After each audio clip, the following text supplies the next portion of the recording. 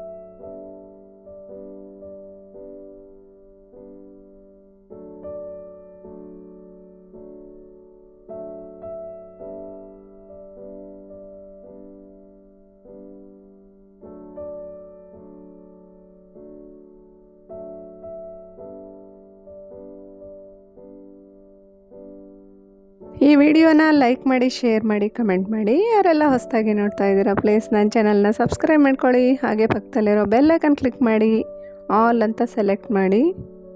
ಭೇಟಿಯಾಗೋಣ ಇನ್ನೊಂದು ವಿಷಯದ ಹೊಸ ವಿಡಿಯೋದೊಂದಿಗೆ. ಅಲ್ಲಿವರೆಗೂ ನಮಸ್ಕಾರ.